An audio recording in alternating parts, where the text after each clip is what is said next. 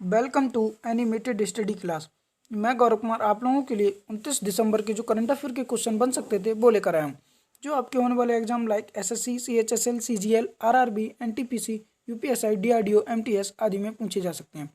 Video शुरू करने से पहले मेरी आप लोगों से रिक्वेस्ट रहेगी कि वीडियो को लाइक व शेयर करें और चैनल को सब्सक्राइब करें, साथ ही बेल आइकन को प्रेस करें। मैंने इस वीडियो की पीडीएफ का लिंक नीचे डिस्क्रिप्शन में दे दिया है, आप वहाँ से इसकी पीडीएफ डाउनलोड कर लें और वीडियो को एंड तक देखें। चलिए आज का पहला क्वेश्चन देखते हैं। तो हाल ही में राजनीतिक पार्टी कांग्रेस ने अपना कौन सा स्थापना दिवस मनाया है? तो इस बार राष्ट्रीय कांग्रेस पार्टी जो है उसने 136 यानी कि 136वां स्थापना दिवस मनाया है। कांग्रेस की स्थापना 28 दिसंबर 1895 को, कब? 28 दिसंबर 1885 को हुआ था। कब हुआ था स्थापना इसकी? 28 दिसंबर 1885 को हुई थी। और इसकी स्थापना किसने की थी? तो अंग्रेज अधिकारी थे जिनका नाम था ए.ओ. ह्यूम। क्या नाम था? ए.ओ. ह्यूम। उनके द्वारा इसकी स्थापना की गई थी। और राष्ट्रीय कांग्रेस पार्टी के प्रथम अध्यक्ष कौन थे? डब्ल्यू.सी. बनर्जी। कौन थे? डब्ल्यू.सी. बनर्जी। यहाँ से एक और क्वेश्चन बन जाता है कि राष्ट्रीय कांग्रेस के प्रथम मुस्लिम अध्यक्ष कौन थे? तो उनका नाम था बदरुद्दीन तैयब। कौन थे? बदरुद्दीन तैयब राष्ट्रीय कांग्रेस के प्रथम मुस्लिम अध्यक्ष थे। ठीक है। और यह इस बार इसने 28 दिसंबर को अपना 136वां स्थापना दिवस मनाया है। उम्मीद है आप लोग अच्छे से क्वेश्चन समझ गए होंगे। आगे बढ़ते हैं।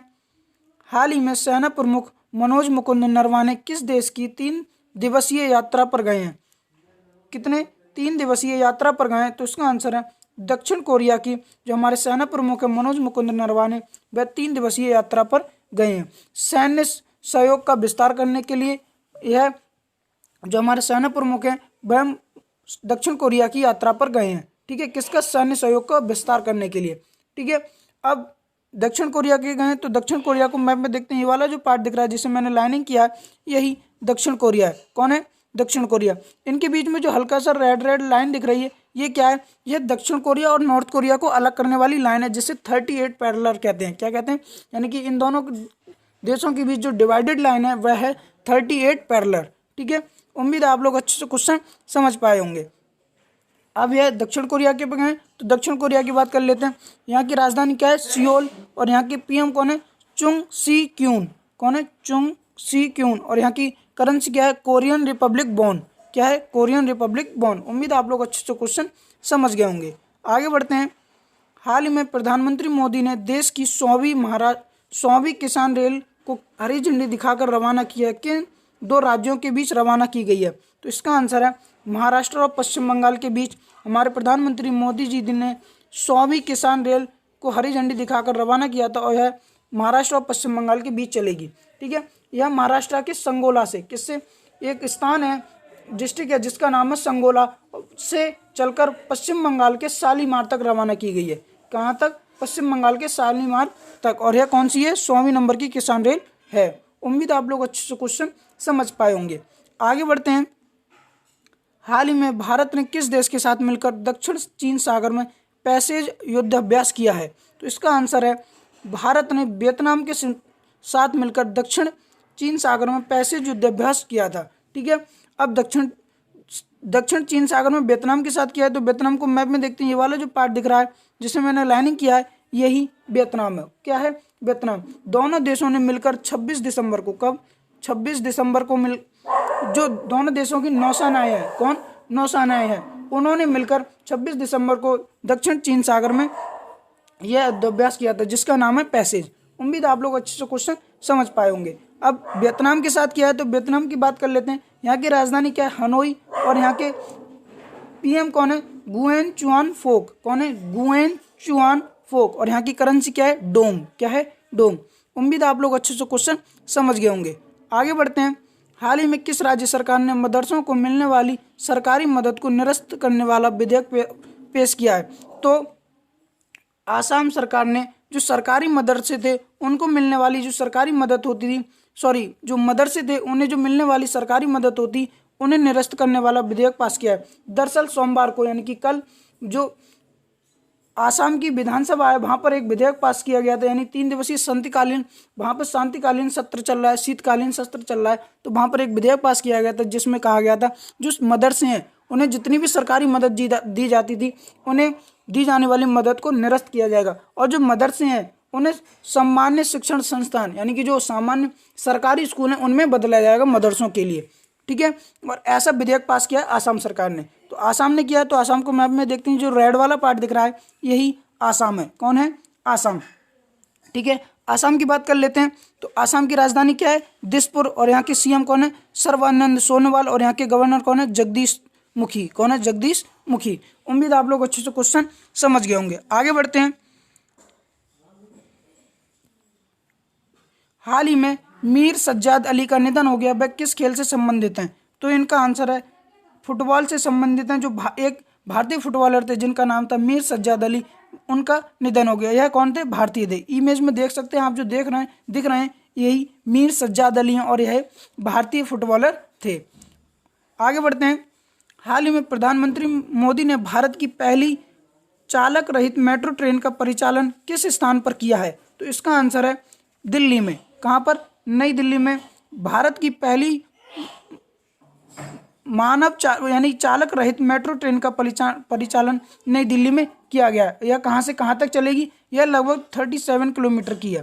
कितने?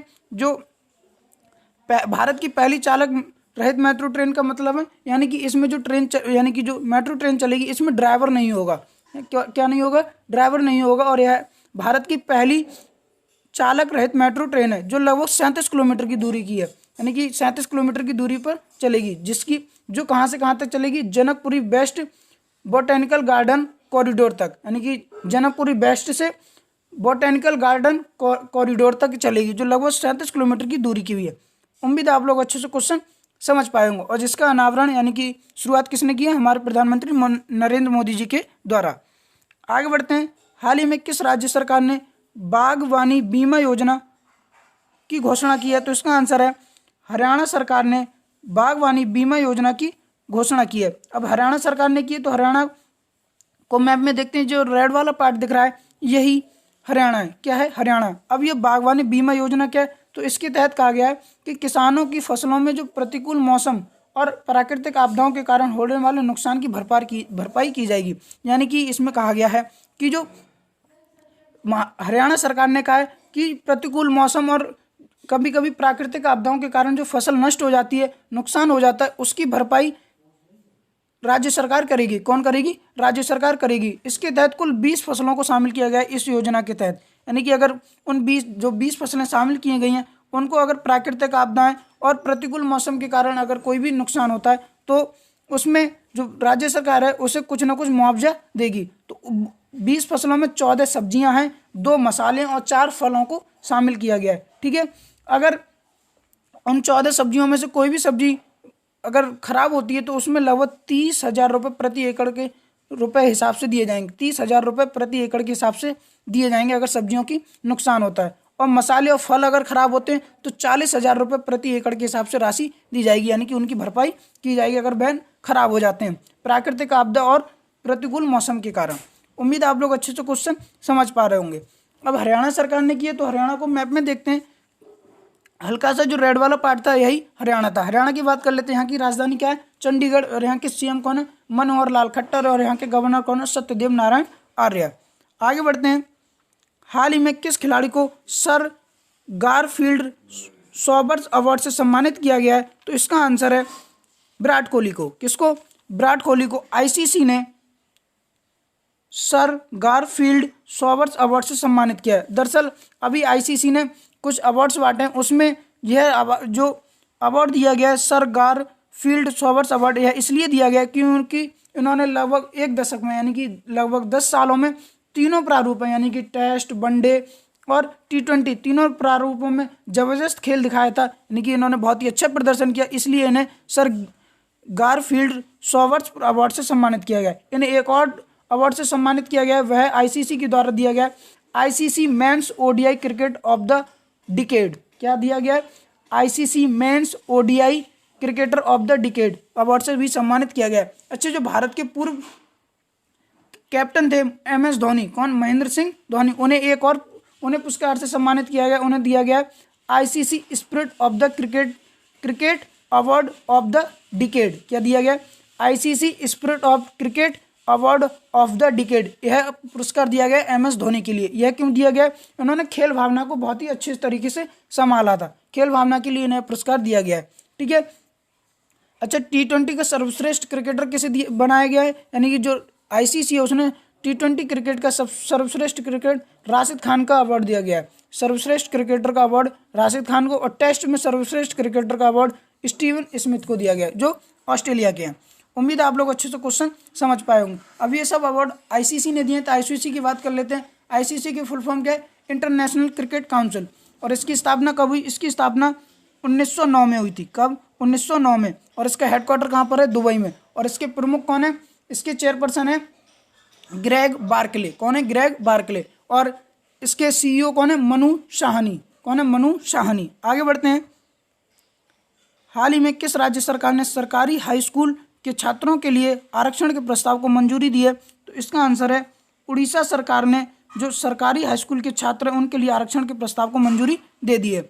अब उड़ीसा सरकार ने दी, तो उड़ीसा को मैप में देख, जो रेड वाला पार्ट दिख रहा है यही उड़ीसा है। दरअसल जो उड़ीसा सरकार ने उसने इंजीनियरिंग और मेडिकल कॉलेजों में प्रवेश के लिए हाई स्कूल के छात्रों के लिए, यानी कि जो ऐसे छात्र जिन्हें हाई स्कूल में और वो इंजीनियरिंग और मेडिकल कॉलेज में प्रवेश करने जाते हैं, तो उनके लिए आरक्षण की व्यवस्था की गई है।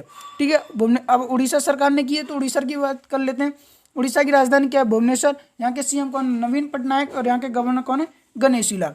उम्मीद है आप लोग अच्छे से क्वेश्चन समझ गए होंगे। आगे बढ़ते हैं। हाल ही में भारत का पहला हॉट एयर बैलून सफारी को किस राज्य में लॉन्च किया गया है? तो इसका आंसर है भारत का जो पहला हॉट एयर बैलून सफारी है, इसे मध्य प्रदेश के बादलगढ़, कौन सा? मध्य प्रदेश के बांधवगढ़ जो टाइगर रिजर्व है उसमें लॉन्च किया गया है। यानी कि मध्य प्रदेश के बांधवगढ़ टाइगर रिजर्व में इसे लॉन्च किया गया, भारत का पहला हॉट एयर बैलून सफारी। अब मध्य प्रदेश में किया गया, तो मध्य प्रदेश को एयर पार्ट देखते हैं, जो रेड वाला पार्ट दिख रहा है यही मध्य प्रदेश है। ठीक है। मध्य प्रदेश की बात कर लेते हैं। मध्य प्रदेश की CM कौन है? शिवराज सिंह चौहान। और यहाँ के गवर्नर कौन है? आनंदीबेन पटेल। और यहाँ की कैपिटल क्या है? भोपाल। अभी हाल ही में मध्य प्रदेश ने एक कानून बनाया है कि यानी कि जो महिलाएं हैं, यानी कि जो नाबालिग हैं, उनके साथ अगर धर्मांतरण किया जाता है, यानी उन्हें धर्मांतरण करने के लिए मजबूर किया जाता है, तो उन्हें लगभग 50 से 2 लाख के बीच जुर्माना और 2 साल से 10 साल के बीच, यानी कि 10 साल के बीच सजा सुनाई जाएगी। ठीक है। धर्मांतरण के लिए इन्होंने एक विधेयक पास किया था। उम्मीद है आप लोग अच्छे से आज के क्वेश्चन समझे होंगे। तो मेरा आप लोगों से निवेदन है कि वीडियो को लाइक व शेयर करें और चैनल को सब्सक्राइब करें।